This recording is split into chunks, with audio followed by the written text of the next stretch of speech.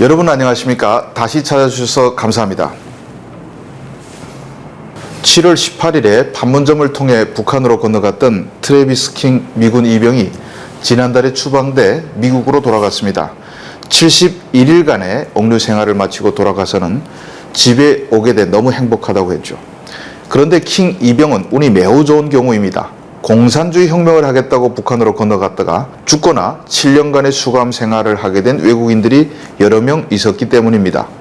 제가 요즘 역사 이야기를 하는 김에 북한의 본질을 모르고 이상향을 꿈꾸고 갔다가 혹독한 대가를 치른 외국인들에 대한 이야기를 한번 정리해 들려드릴까 합니다. 이런 이야기를 모르는 사람들이 의외로 많습니다. 첫 번째 인물, 알리 라메다입니다. 이 사람은 베네수엘라의 나름 이름 있는 시인이자 언론인입니다. 열혈 공산주의자인 그는 북한에 대한 환상을 품고 1966년 북으로 넘어갔습니다. 독일에서 북한 공작원들에게 포섭돼 넘어갔는데 북한도 당시 블록불가담 운동, 즉 비동맹 외교 노선에 전력을 기울이면서 3세계를 비롯한 해외 프로파간다의 필요성이 커졌습니다. 그러자면 다양한 외국어를 번역해 줄 사람이 필요해서 외국에서 공산주의를 추종하는 사람들을 포섭한 것입니다. 평양에서 그는 북한 외무성 산하의 외국어 출판부 중 스페인어 부서에 소속됐습니다. 처음에는 잘해주었습니다. 어떻게 들어왔는지 모르지만 평양에서 외국인 여성과 결혼도 시켰고 좋은 아파트와 기사가 딸린 차까지 제공받았습니다. 그의 주된 일은 김일성 저작집을 스페인어로 번역하고 홍보하는 것이었는데 이런 외국어 관련 일로 북한에 초청을 받아 활동하는 외국인들이 제법 있었기에 이들과는 친분을 쌓을 수 있었습니다. 그 중에는 60이 넘은 나이에 열정적 사회주의자였던 프랑스인 자크 세디오가 있었으며 라메다는 그와 매우 친해졌습니다. 그런데 그가 평양에 자리를 잡은 지 6개월 시점인 1967년 3월 북한은 갑산파 숙청 작업이라는 피해 숙청을 시작합니다. 박금철, 이호순, 김도만 등 국내 공산주의자 그룹에 소속됐던 사람들이 쥐도 새도 모르게 사라졌습니다. 이로 인해 중국과의 관계도 소원해졌습니다. 그리고 이들의 수하와 역량 아래에 있던 조직들에 대한 숙청이 계속 이어졌습니다. 라메다는 이런 것에 상관없어 보이는데 하루는 아파트에 안전원 9명이 찾아와 그를 잡아갑니다. 왜 잡혀갔는지도 모르는데 독방에 가두고 공화국의 적이라고 규정하고는 아무것도 주지 않았습니다. 나중에 추정키로는 그의 상관이 갑산파로 숙청됐는데 부하라는 이유로 잡혀온 것으로 추정됩니다. 외국인이라 그런지 주요 고문은 먹을 걸 주지 않는 것이었습니다. 하루 300g만 지급받았는데 라메다는 차라리 맞는 게 낫다고 회상했습니다.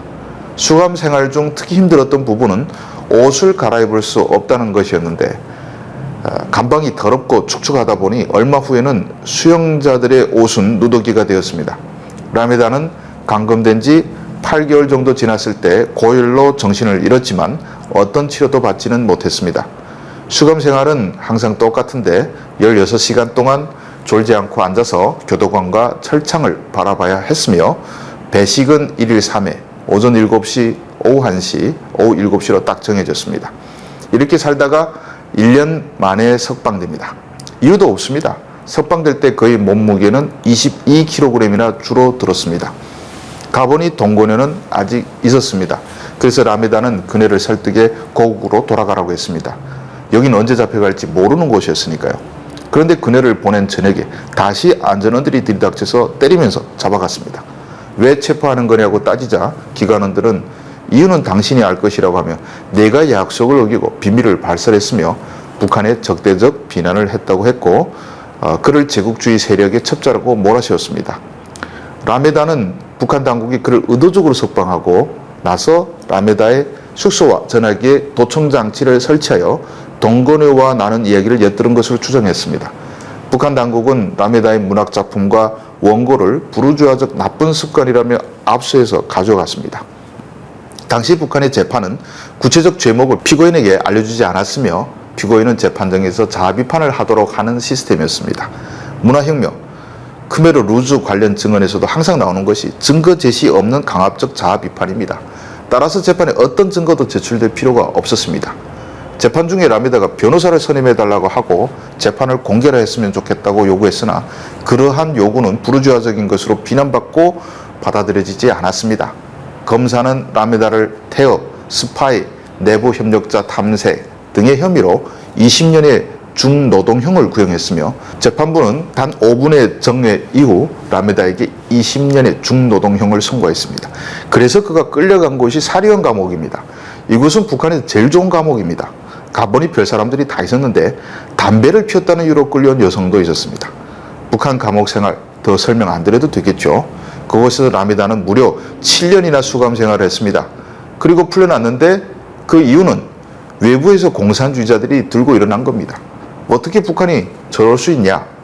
베네수엘라 정부는 물론이고 심지어 루마니아의 독재자 차우셰스쿠도 라메다를 석방시키기 위해 북한 당국에 여러 요청을 했습니다. 결국 여론이 악화되니 북한은 그를 추방했는데 차우셰스쿠는 라메다의 귀국길에도 그를 루마니아로 불러서 치하하는 등 각별한 관심을 기울였다고 합니다.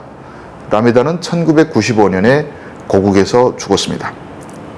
두 번째 인물은 역시 외국어 번역 요원으로 발탁돼 유혹당해 북으로 간 프랑스인 자크 세디오입니다. 그는 젊어서는 스페인 내전에 참전하여 공화국 군대 대령까지 진급을 했고 나이가 들어서는 알제리에서 활동을 하다가 60살이 넘어 북한에 왔습니다.